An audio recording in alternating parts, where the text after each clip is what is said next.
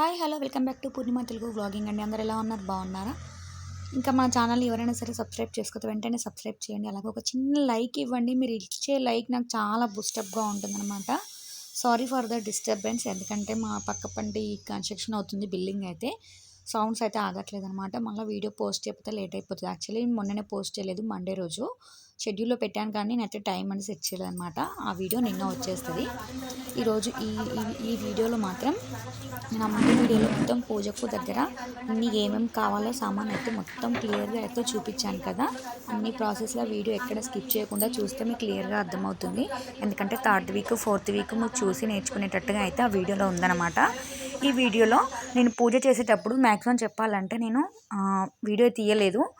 దీపం ముట్టించేటప్పుడు, దీపారాధన చేసినప్పుడు తీశాను ఒక క్లిప్. తర్వాత రథకథ చదివేటప్పుడు తీశాను.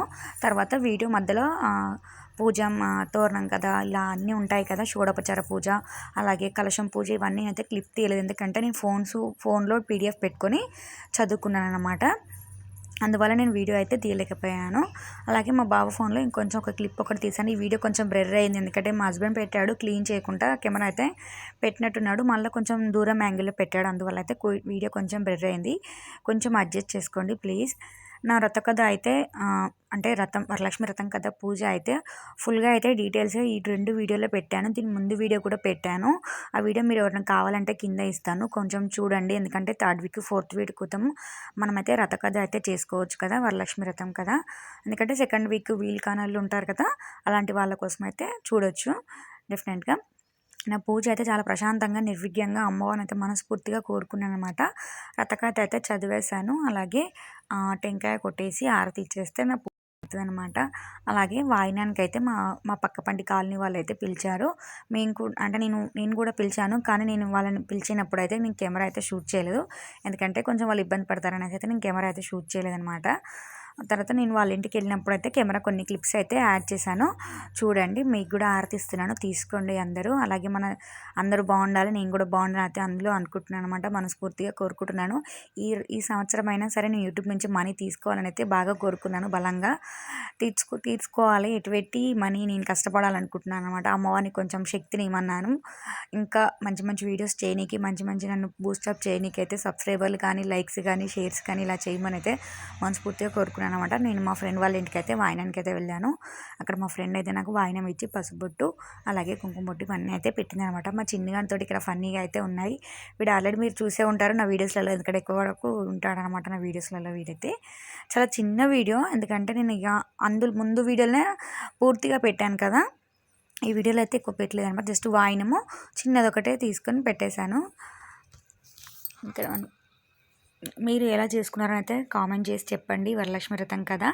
ఇక్కడ మా చిన్నగాడు చూడండి ఎలా అల్లరి చేస్తున్నాడు. వాడైతే నాకు బనానా నేడుస్తున్నాడు.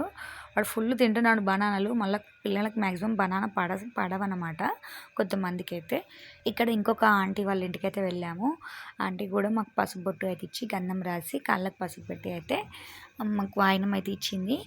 కొంచెం ఇక్కడ ఆంటీ వాళ్ళ ఇంట్లో వెంటిలేషన్ బాగుంది, కానీ నా ఫోన్ క్లారిటీ లేదని తెలుసు కదా, ఆ వెంటిలేషన్ అనేది నా ఫోన్ మీద పడింది అనమాట. అక్కడ కొంచెం ప్రాబ్లం అయిపోతుంది, దానివల్ల నా ఫోన్ కొంచెం అడ్జస్ట్ చేసుకోండి ప్లీజ్.